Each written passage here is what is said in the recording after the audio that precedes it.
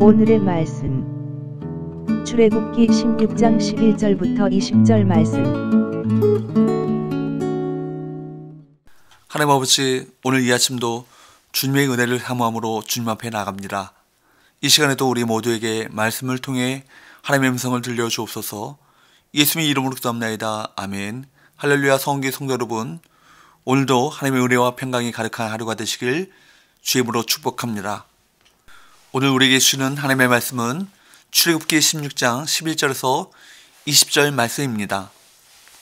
하나님께서는 모세에게 이스라엘이 광야에서 먹을 양식에 대해 말씀하십니다. 그런데 이스라엘 자손의 원망을 다시 언급하십니다.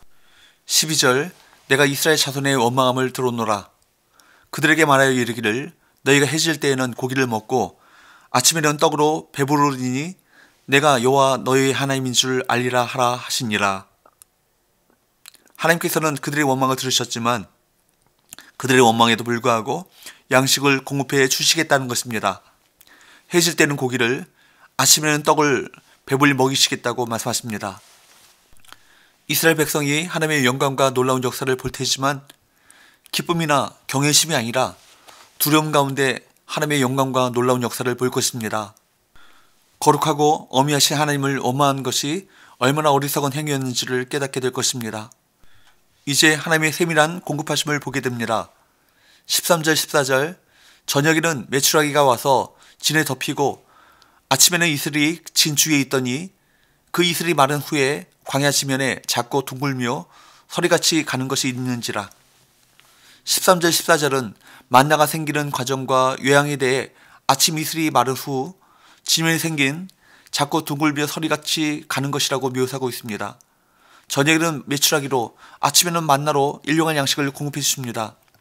이스라엘 백성의 원망에도 불구하고 진노를 참으시고 그들의 필요를 채워주십니다.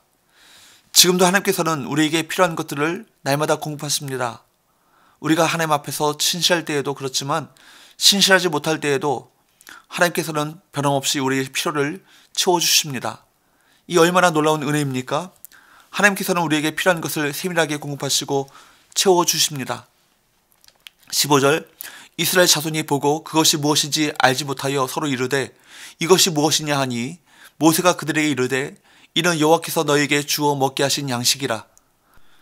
만나를 본 적이 없는 이스라엘 자손은 하나같이 의아하게 여기면서 히브리어로 만후, 즉 이것이 무엇이냐라고 묻습니다. 이스라엘 자손이 서로 주고받은 바로 그 물음에서 만나라는 이름이 언급되는데 이 이름은 31절에 가서야 처음 언급됩니다. 모세도 이스라엘 자손이 만나를 보고 그 이름이 무엇이냐고 묻는 질문에 이렇다 할 답을 주지 못합니다. 다만 그것이 여호와께서 그들에게 주어 먹게 하신 일용한 양식이라는 사실만을 가르쳐 줄 뿐이었습니다. 하나님께서는 그들이 한 번도 경험해보지 못한 것으로 필요를 채워주십니다. 그들이 전혀 생각해보지 못한 방법이었고 특별한 것입니다. 그 생각했던 방법이 아니라 세상에서는 전혀 볼 수 없었던 새로운 방법으로 하나님께서는 역사하셨습니다. 하나님은 우리 예상과 생각을 깨시며 우리를 도우시고 우리의 필요를 채우실 때가 있습니다. 이렇게 하나님의 도우심과 공급하심은 특별합니다. 우리가 예상하지 못했던 방법으로 하나님께서는 우리를 도우십니다. 16절, 여호와께서 이같이 명령하시기를 너희 각 사람은 먹을 만큼만 이것을 거둘지니 곧 너희 사람의 수요대로 한 사람의 한 오멜씩 거두되 각 사람이 그의 장막에 있는 자들을 위하여 거둘지니라 하셨느니라. 하나님께서는 각 사람이 그의 장막에 있는 자들을 위하여 거둘지니라 라고 명하셨습니다. 매일 모두에게 동일하게 은혜가 내리고 있으나 그 은혜는 취하는 자들의 것이라는 말씀입니다. 우리가 사는 세상이 얼마나 많은 불평과 불만으로 가득 차 있습니까? 우리가 사는 세상이 광야인 것은 분명합니다. 여러분은 광야 같은 세상에서 마라의 쓴물을 만날 것이고 광야에서 먹을 음식이 없는 것을 경험하게 될 것입니다. 여호수아 5장 12절 말씀에 보면 이스라엘 백성이 가나안 땅에 들어가서 그 땅의 소산을 먹는 그 다음 날 만나는 그쳤습니다. 우리가 광야 같은 세상을 지나는 동안 은혜의 만나는 계속될 것입니다. 그러나 그것을 취하지 않으면 소유할 수 없습니다. 진정한 신앙생활이란 하나님의 관대한 사랑과 인간의 의무가 함께 어우러지는 것입니다. 사랑하는 여러분, 광야 같은 세상에서 여러분에게 베풀어 주신 은혜의 식탁을 어떻게 맛볼 수 있을까요? 그것은 하나님의 은혜를 가로막는 것을 제거하면 됩니다. 히브리서 12장 15절, 너희는 하나님의 은혜에 이르지 못하는 자가 없도록 하고 또 쓴뿌리가 나서 괴롭게 하여 많은 사람이 이로 말미암아 더럽게 되지 않게 하며. 하나님의 은혜를 가로막는 쓴뿌리가 무엇일까요? 은혜의 통로를 가로막고 있는 썩어 냄새나는 그것이 무엇일까요? 오늘 만나를 주시는 하나님을 통해 그 근원이 하나님과의 관계에 있다는 것을 깨닫게 됩니다. 하나님과 우리와의 단절이 은혜의 만나를 가로막습니다. 계속되는 만나는 계속되는 관계를 통해서 경험하게 되는 것입니다. 그러므로 단절된 관계의 쓴뿌리를 제거해야 합니다. 17절 18절, 이스라엘 자손이 그같이 하였더니 그 거둔 것이 많기도 하고 적기도 하나 오밀로 되어 본즉 많이 거둔 자도 남음이 없고 적게 거둔 자도 부족함이 없이 각 사람은 먹을 만큼만 거두었더라. 많이 거둔 자도 있고 적게 거둔 자도 있었지만 오밀로 측정했을 때 부족함이 없이 필요한 만큼 각기 식량대로 거두었습니다. 이처럼 하나님께서는 우리 필요를 적절하게 채우십니다. 때로 하나님께서 내게 베푸신 은혜가 부족한 것 같아 욕심을 부리기도 하지만 하나님의 채우심은 부족하지 않습니다. 우리 욕심이 과도할 뿐입니다. 탐욕이 잘못이고 죄인 것입니다. 그렇다고 모두 똑같이 분배하는 것도 성경적 방식은 아닙니다. 필요한 양은 사람마다 다를 수 있습니다. 따라서 어떤 제도나 규정으로 모두를 만족시킬 수 없습니다. 오직 각 사람의 필요를 아시고 부족함 없이 채우시는 하나님이 온전한 공급을 가능케 하십니다. 하나님께서는 16절에서 장막에 있는 자들, 곧 부양해야 하는 가족들 것까지 거두라고 하십니다. 하나님의 은혜는 나 혼자만의 것이 아님을 기억해야 합니다. 나눔이 필요합니다. 언제든 우리 주변에는 돌봐주어야 할 사람들이 있습니다.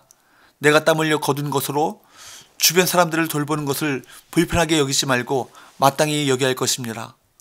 모든 것이 하나님의 은혜임을 기억하고 기쁘게 베풀고 나누어야 합니다.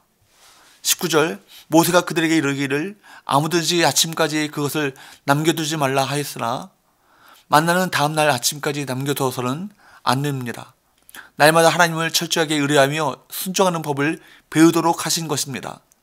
그런데 하나님의 말씀을 경홀히 여기고 만나를 아침까지 남겨두는 이들이 있었습니다.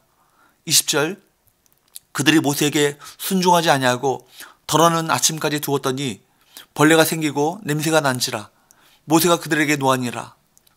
모세에게 순종하지 않고 쟁여두려고 아침까지 남겨둔 만나에서는 벌레가 생기고 냄새가 났습니다. 불순종은 하나님을 온전히 믿지 않고 그분의 말씀을 가볍게 여기면서 출발합니다. 그래서 우리는 여유가 있을 때 하나님에게서 오히려 멀어지곤 합니다. 만나 규례의 교훈을 통해 하나님을 온전히 의지하는 성도로 거듭나야 합니다. 요한복음 6장의 말씀에 보면 예수님께서는 이 만나 사건과 관련해서 아주 놀라운 말씀을 하셨습니다. 요한복음 6장 49절부터 51절 말씀에 보면 너희 조상들은 광야에서 만나를 먹었어도 죽었거니와 나는 하늘로서 내려온 살아있는 떡이니 사람이 이 떡을 먹으면 영생하리라. 내가 줄 떡은 곧 세상의 생명을 위한 나의 살이니라. 광야에서 이스라엘 백성들은 하나님께서 하늘로서 내려준 만나를 먹고 살았습니다. 그런데 사실 만나는 영원한 생명을 주는 양식은 아니었다는 것입니다. 만나를 먹어도 그들은 죽었습니다. 그러나 하늘에서 내려온 다른 떡이 있는데 곧 영생을 주는 것입니다. 하늘에서 내려온 다른 만나는 예수 그리스도이십니다. 하나님께서는 이 세상 사람들에게 생명을 주시기에 다른 만나, 생명의 떡으로 예수님을 이 땅에 보내셨습니다. 그러므로 우리는 알아야 합니다. 하나님의 백성인 이스라엘 자손들이 광야 40년 동안을 만나를 먹고 살았던 것처럼 오늘 우리는 예수 그리스도를 먹고 살아야 합니다. 예수님이 바로 생명의 양식이기 때문입니다. 예수님이 생명의 양식이 된다는 말은 날마다 밥을 먹고 살듯이 우리는 날마다 예수님을 묵상하고 그분을 따르는 삶을 살아가야 한다는 것입니다. 그래야 풍성한 생명을 누릴 수 있습니다. 바로 이것이 만나 사건을 통해 우리가 반드시 붙잡아야 할 생명과 같은 교훈입니다. 기도합시다. 하나님 아버지, 날마다 우리의 필요를 채우시는 공급자 대신 하나님을 의지하며 살아가기 원합니다. 뿐만 아니라 우리 인생의 참된 만나 대신 예수님을 묵상하고 따르는 삶을 살게 하여 주옵소서. 예수님의 이름으로 기도합나이다. 아멘.